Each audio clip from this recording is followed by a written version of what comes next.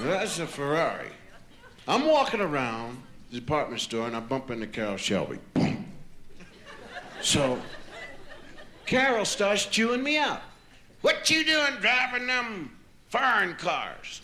I said, what do you mean? You got them Ferraris and them Maseratis and all them foreign cars. You supposed to be driving an American car. You're an American, ain't you? Yeah. Well, drive an American car. I said, well, in the first place, an American car only does 160. That's all there is to it. Ferrari goes 180. I need a car that does 180 or better to get to work. Because I live 2 miles, from work. And so I can say to my wife, goodbye, dear, and I'm at work, see? And so he's, well, I'm going to tell you something right now. The Cobra people, my people, will build a car for you, and I don't want to see you in another Ferrari as long as you live. You understand that? I said, yeah.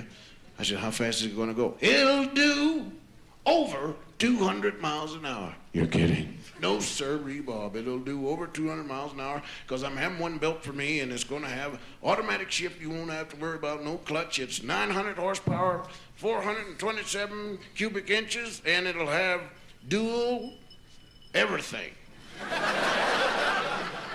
I said, okay, man.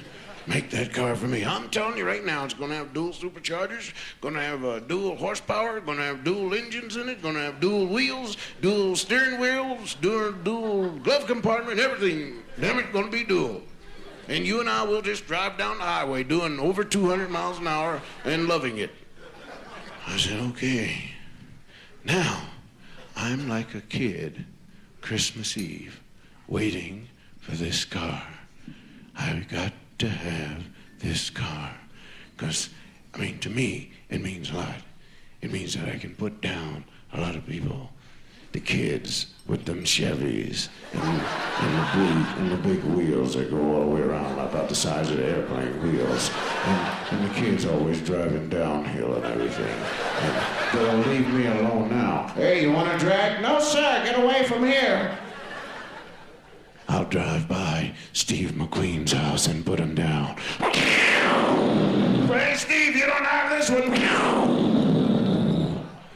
Yeah, I love that, man. It's gonna be my car, over 200 miles an hour. I just see myself, over 200, over 200, over 200. One night, the doorbell rang.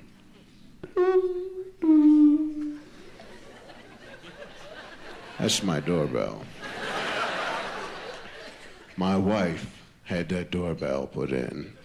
That wasn't my doorbell. See, when we had the house built, I put in my own doorbell, which I thought was really groovy. And it is. It's cool. I get tired of when you push my doorbell, it says, somebody's at the door.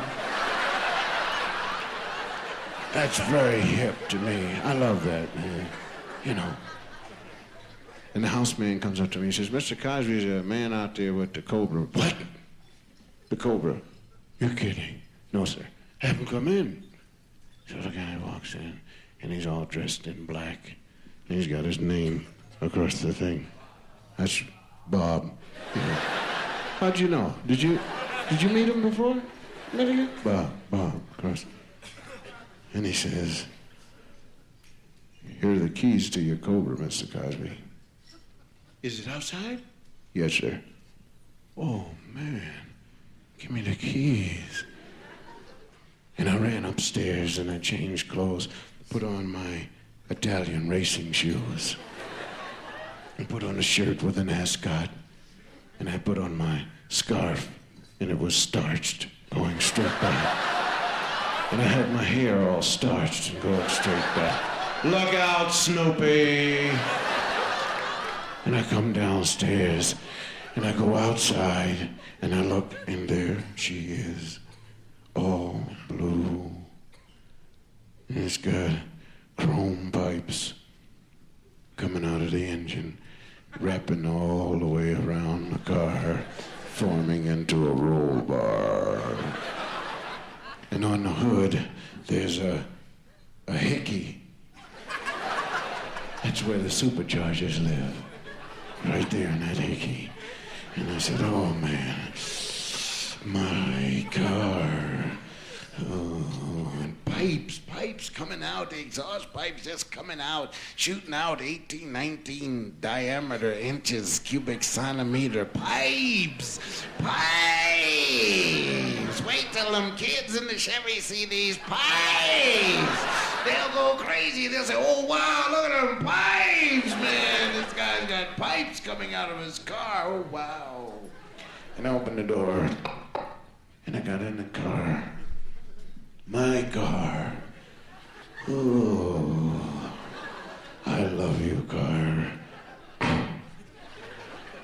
And I kind of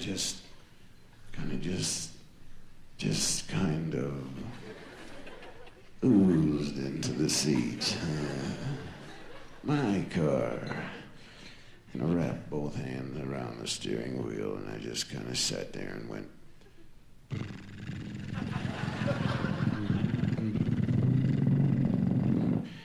And the guy said, why don't you start it up? Yeah, I forgot all about that, man. And I put the key in. And right by the key, there's a gold plaque. It says, this car is made especially for Mr. Bill Cosby by Carroll Shelby and Company.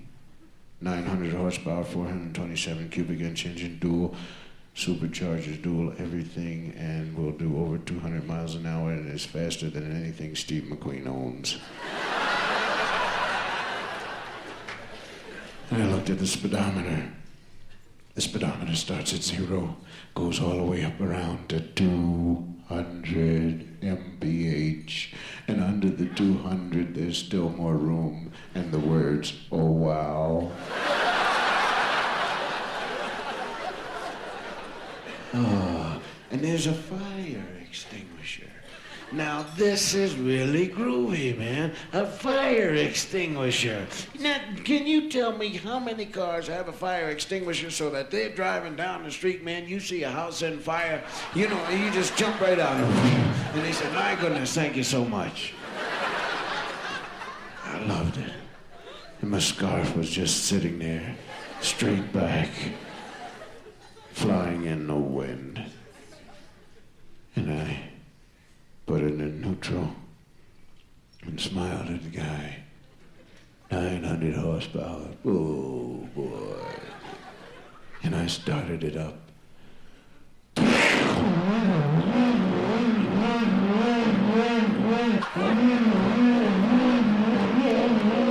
And I turned it off.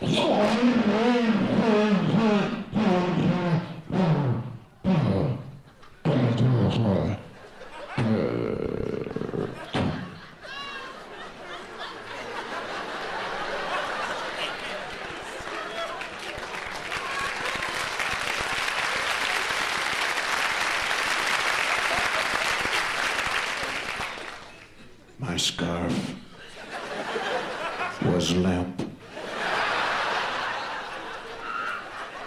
My hair was straight up on my head. My Italian racing shoes had turned into sneakers. The fire extinguisher emptied itself all over me. Ladies and gentlemen, I was idling.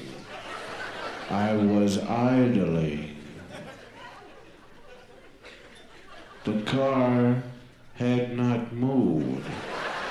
I had not put my foot on the gas pedal, and it was killing people.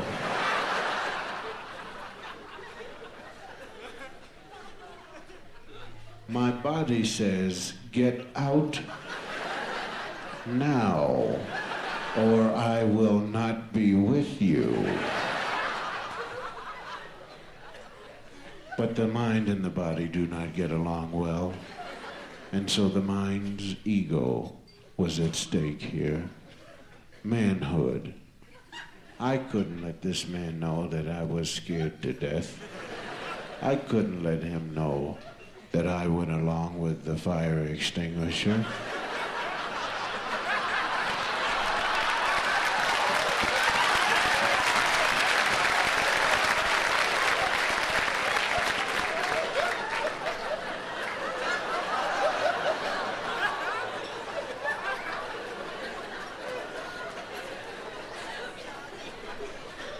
And the man in black said, "Why don't you take it around the block for a spin?" Didn't I?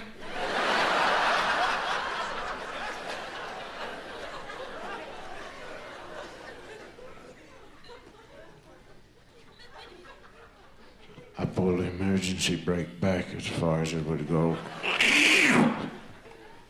Put my foot on the brake as far as it would go. I checked to see if it was in neutral. I fastened my safety belt. The first time in my life I've ever fastened a safety belt. Now I know why they make safety belts. They're not concerned with my safety. The ambulance driver is too lazy to look for the body.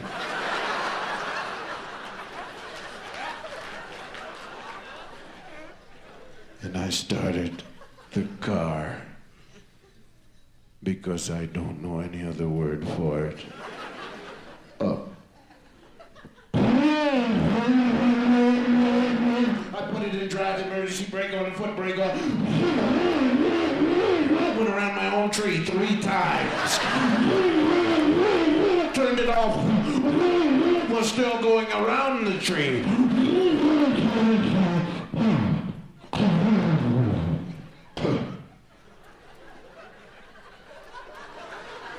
My scarf had left me.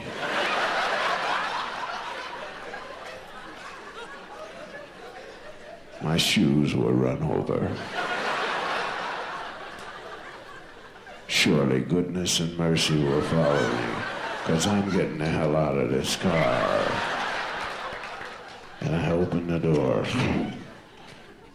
and I took the keys out, and I walked around the car at a distance of about 12 feet. And I went over to the man dressed in black. And I said, "Take the keys and this car. It's all paid for.